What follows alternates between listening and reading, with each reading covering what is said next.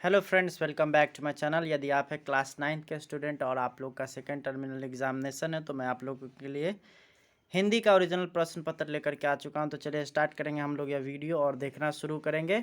इसमें मैं ऑब्जेक्टिव और सब्जेक्टिव दोनों ही क्वेश्चंस को देखने वाले हैं और साथ ही आप लोग से रिक्वेस्ट करेंगे कि आप हमारे चैनल जिसका नाम एसएस क्लासेस है उससे भी जुड़े। वहाँ भी आप लोग के लिए सारा पेपर प्रेजेंट है, उपलब्ध है, वहाँ से भी आप लोग तैयारी कर सकते हैं। तो चलिए स्टार्ट करेंगे हम लोग वीडियो और उसका लिंक डिस्क्रिप्शन में है। तो चलिए हम लोग आ चुके हैं ओरिजिनल पेपर पे और हम लोग यहाँ से देखना स्टार्ट करेंगे। सबसे पहला क्वेश्चन है, लाल पान की बेगम किस कोटि की कहानी है? तो आंचलिक है। उसके बाद नैसर्गिक आनंद का आशय है अद्भुत आनंद।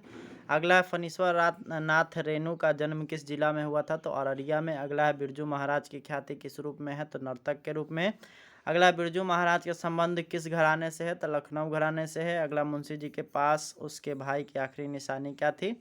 तो हो जाएगा आपका ऑप्शन नंबर डी यानी घोड़ी। अगला हम लोग देखेंगे, कहानी का प्लॉट गद्य की कौन सी विद्या है? तो ये हो जाएगा आपका ऑप्शन नंबर एक कहानी। अगला हम लोग देखेंगे, अगला सवाल तो यहाँ है, टॉलस्टॉय के घर के चारों तरफ क्या था? तो बाग बगीचे यानी ऑप्शन नंबर ए। अगला है, बाबूराव पेंटर कौन थे? तो फिल्मी हस्ती। अगला सवाल हम लोग देखेंगे, तो अष्टावक्र गद्य की कौन सी विद्या है? तो ये हो जाएगा आपका ऑप्शन नंबर सी यानी कहानी। अगला है, पटना नाटक मंडली की स्थापना कब हुई थी? तो 1876 में। अगला हम लोग देखेंगे, तो जगदम्बा देवी को राष्ट्रीय हस्तशिल्प पुरस्कार कब मिला था? तो इसका हो जाएगा आपका ऑप्शन नंबर ए 1970 में। अगला है, मनोज वाजपेयी का संबंध किस राज्य से है? तो इसका हो जाएगा आपका ऑप्शन नंबर ए बिहार। बिहार की पहली सवाक हिंदी फिल्म कौन सी थी? तो ये हो जाएगा आपका ऑप्शन नंबर ए पुनर्जन्म।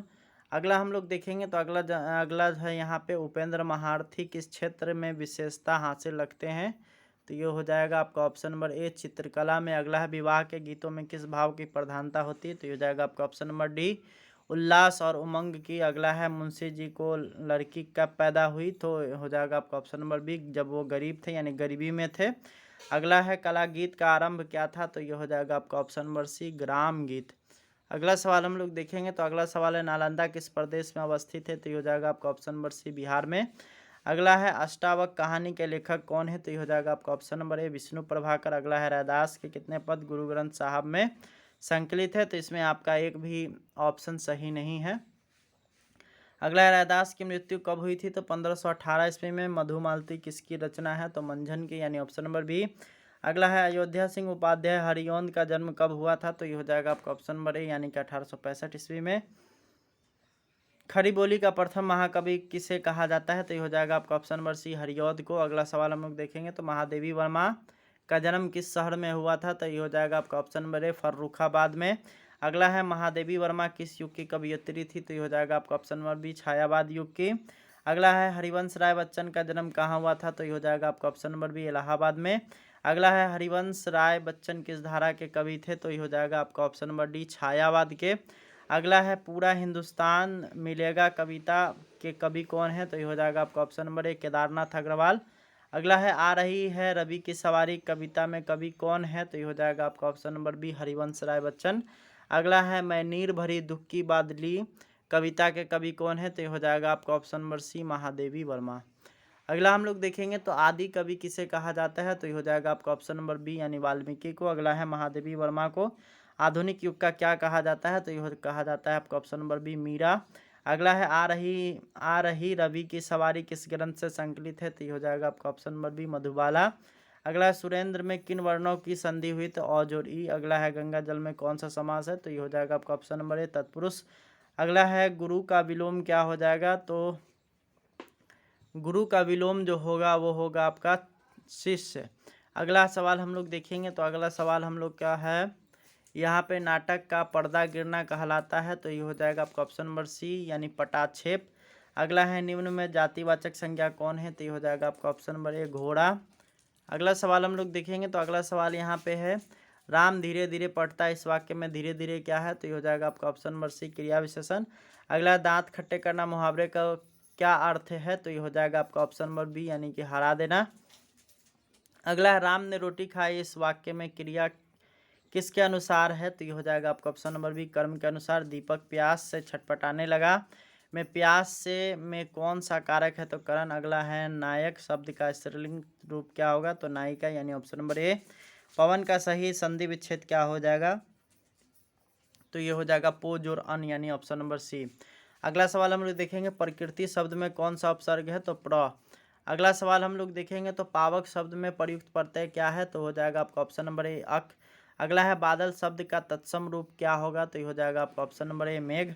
अगला है उसका कोट पुराना था, तो इस वाक्य में पुराना क्या है, तो विशेषण। अगला है भारत की पहली फिल्म कौन सी थी, तो ये हो जाएगा ऑप्शन नंबर बी यानी भक्त पुंडलिक। अगला हम लोग देखेंगे भारत की पहली फिल्म अगर बोलती के बात किया जाए तो ये भक्त पुंडलिक है, नहीं तो आला मारा बिना बोलती हुई। ठीक है। टॉलस्टॉय के घर को किसने म्यूजियम बना दिया था, तो सरकार ने, यानी ऑप्शन नंबर ए। अगला हम लोग देखेंगे तो फणीश्वर नाथ रेणु का जन्म किस जिला में हुआ था, तो ये हो जाएगा आपका ऑप्शन नंबर ए अररिया। अगला है जंगी के पतोहू का गौना कितने माह पहले हुआ था, तो ये हो जाएगा आपका ऑप्शन नंबर ए 2 बिस्मिल्लाह खां। कौन सा वाद्य यंत्र बजाते थे, तो शहनाई। अगला है बिरजू महाराज को संगीत नाटक अकादमी अवार्ड किस उम्र में मिला था, तो 37 वर्ष की उम्र में। अगला है खड़ी बोली के प्रथम महाकवि किसे कहा जाता है, तो हरिऔंध को। अगला है मधुमालती की रचना कब हुई थी, तो 1545 को। अगला है आश्रय का विशेषण क्या हो जाएगा, तो आश्रित। अगला हम लोग देखेंगे तो निम्न में अनिश्चयवाचक सर्वनाम कौन सा है, तो ये हो जाएगा आपका ऑप्शन नंबर डी यानी कि कुछ। तो इस तरह से आप लोग का ऑब्जेक्टिव क्वेश्चंस यहाँ पे समाप्त होता है। सब्जेक्टिव की ओर अब हम लोग बढ़ेंगे। तो निम्नलिखित गद्यांश को पढ़ करके उस पर आधारित प्रश्नों का उत्तर दीजिए। तो यह कहना भूल है कि इच्छा, असंतोष, लोभ आदि के कारण मनुष्य आगे बढ़ने को प्रेरित होता है या समृद्धि प्राप्त करता है। वास्तव में इसके कारण समाज में शोषण, कटिलता, अत्याचार, भोगोवृत्ति और अशांति को प्रोत्साहन मिलता है। यहाँ पे आप लोग देख सकते हैं हमने आंसर यहाँ से लेकर के क का जो किया है वो यहाँ तक है, ख का यहाँ से लेकर के ख का यहाँ तक है। उसके बाद यहाँ से घ का आंसर है यहाँ तक, और उसके बाद ग का आंसर है यहाँ तक। और अंग का इसका शीर्षक देना है, आप अपने हिसाब से शीर्षक दे लीजिएगा। अगला निम्नलिखित गद्यांश को पढ़ करके उस पर आधारित प्रश्नों का उत्तर दीजिए। तो प्रेमचंद को हिंदी जगत के प्रथम कथा सम्राट कहा जाता है। तो क का जो आंसर हो गया यहाँ तक हो गया। उसके बाद आपको अंग का आंसर यहाँ से यहाँ तक है, ख का यहाँ से लेकर के यहाँ तक है। उसके बाद घ का आंसर यहाँ से लेकर के ग का आंसर यहाँ से लेकर के यहाँ तक, और घ का आंसर यहाँ से लेकर के यहाँ तक है। आप लोग का इस तरह से हो गया ये। अब उसके बाद हम लोग निम्न में से किसी एक विषय पर लगभग 250 शब्दों में निबंध लिखे, जो कि आप लोग को आगे मिलेगा। उसके बाद चरित्र प्रमाण पत्र प्राप्ति हेतु अपने प्राचार्य के पास एक आवेदन पत्र लिखिए, ये भी आप लोग को आगे मिल जाएगा। और इसमें से 5 नंबर में बोलता है किन्हीं 5 प्रश्नों का उत्तर दीजिए, तो इनका भी आप लोग का आंसर आगे मिल जाएगा। निम्नलिखित प्रश्नों का उत्तर लगभग 100 शब्दों में दीजिए। यहाँ पे पूरा हिंदुस्तान मिलेगा, कविता का केंद्रीय भाव पर प्रकाश डाले, और दूसरा है अथवा भारतीय सिनेमा के विकास में पश्चिमी तकनीक के महत्व को रेखांकित करिए, ये भी आप लोग को आगे मिल जाएगा। तो चलिए 3 का क, जैसे दुर्गा पूजा पर हम लोग ने लेख लिखा है, इस तरह से हम लोग स्क्रॉल कर देते हैं। आप लोग इसको शांति से आराम से लिख सकते हैं।